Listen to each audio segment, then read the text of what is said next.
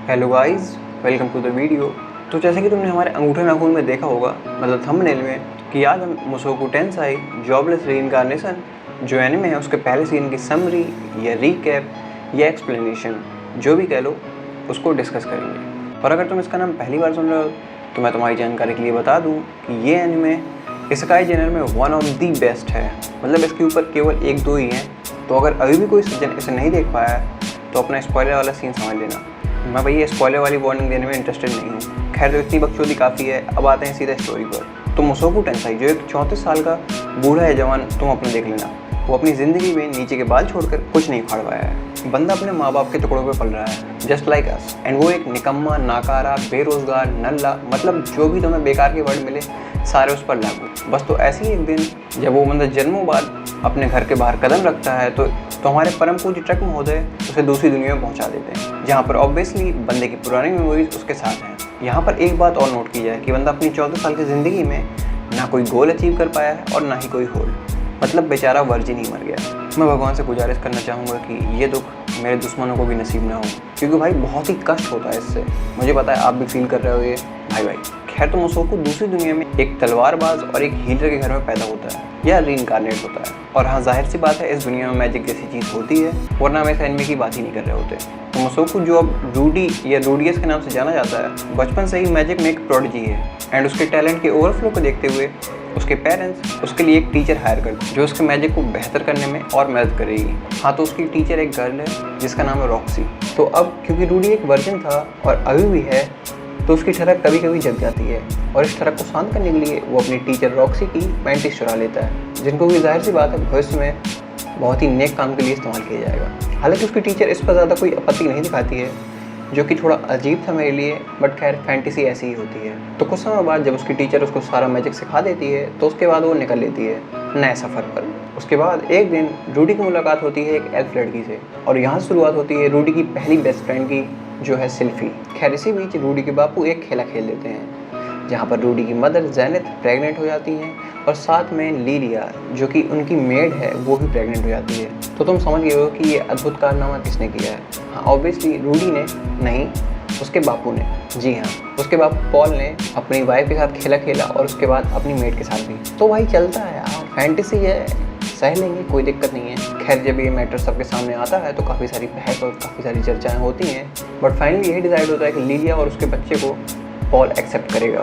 भाई जिम्मेदारी है। खैर, तो ये सब मैटर सॉल्व होने के बाद, खैर उसके बाद रूडियस के पेरेंट्स को ये फीलिंग आती है कि रूडियस का डेवलपमेंट अब यहाँ पर नहीं हो सकता। मतलब उसको और बेहतर और एडवांस लेवल का मैजिक सीखने के लिए रोनोवा की मैजिकल एकेडमी जाना पड़ेगा। बट यहाँ पर समस्या आती है एकेडमी की फीस की। तो इसलिए रूडियस एक जॉब लेता है, जहाँ पर वो सिटी की मेयर की लड़की एरिस को 5 साल तक मैजिक एंड बाकी सब्जेक्ट्स पढ़ाएगा। लेकिन जब रूडियस एरिस को पढ़ाने जाता है तो उसे पता चलता है कि ये पापा की परी है और बहुत ही बिगड़ी हुई है। लेकिन रूडियस काफ़ी सारे ताम झाम और दिमाग लगाकर चीज़ों को लाइन पर ले आता है और अब एरिस अपनी स्टडीज़ पर ध्यान देने लगती है। तो जैसे जैसे टाइम बीतता है, रूडी और एरिस काफ़ी गहरे मित्रता के बंधन में बन जाते हैं। हालांकि यहाँ पर आता है इस सीरीज़ का सबसे पहला टर्निंग पॉइंट, जहाँ पर रूडीज का 10th बर्थडे चल रहा है और अचानक से आसमान में एक ग्लोइंग ऑर्ब अपीयर होता है और देखते देखते रूडी और एरिस डीमंस के इलाके में टेलीपोर्ट हो जाते हैं, जहाँ पर कुछ समय भटकने के बाद उनकी दोस्ती होती है रुईजेड सुपरडिया से, जो डीमंस में एक आउटकास्ट है। एंड अब रुईजेड इनको हेल्प करेगा इनको ह्यूमन रियल्म में पहुँचाने के लिए।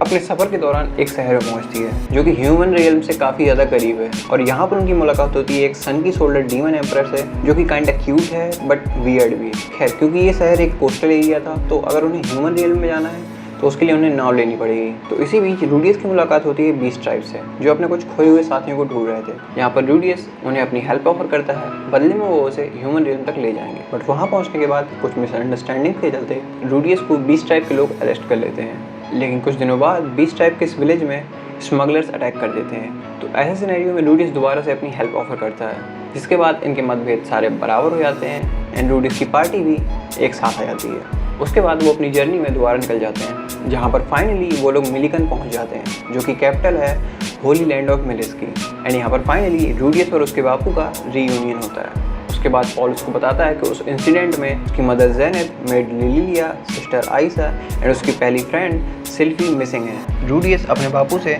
सारी जानकारी लेने के बाद अपनी पार्टी के साथ अपनी मदर की खोज में निकल पड़ता है, जहाँ पर वो लटाकिया पहुँचते हैं। जो कि किंगडम ऑफ श्रोन की कैपिटल है, और वहाँ पर उसको आयशा और लिलिया मिलते हैं। खैर काफ़ी बकचोदी और बवाल के बाद रूडियस लिलिया और आयशा को फ्री करवा लेता है एंड उन दोनों को सेव करने के बाद रूडियस अपने होमलैंड की तरफ निकल लेता है। और इसी बीच हमें देखने को मिलता है इस सीरीज का one of the coldest character Ostrid the dragon god. ये बंदा one of the 7 great powers में से एक है, और जब रूडियस और ओस्ट्रिड के बीच में एनकाउंटर होता है तो रूडियस की पार्टी बेरली ही सर्वाइव कर पाती है। उसके बाद वो अपने घाव और चोटों से उभर कर जब अपने होमलैंड पहुंचते हैं तो उन्हें पता चलता है कि वो एक वेस्टलैंड बन चुका है एंड एरिस एंड रूडियस दोनों को ये देखकर बहुत ही सदमा लगता है। खैर ये सब देखने के बाद एरिस चुपचाप कहीं गायब हो जाती है एंड रूडियस काफ़ी ज़्यादा हेल्पलेस फील कर रहा है क्योंकि उसका होमलैंड डिस्ट्रॉय हो गया है और उसके साथ साथ उसकी मदर भी नहीं मिल पाई। तो यहाँ पर हमारा सीजन 1 खत्म हो जाता है। आई नो वीडियो लंबा, बट मैंने कोशिश करी है कि जितना इंपॉर्टेंट हो उतना ही बताया जाए। खैर तो देखो सीजन 2 का एपिसोड 0 रिलीज हो चुका है तो तुम उसे देखना स्टार्ट कर सकते हो। और ये पहली बार है जब मैंने कोई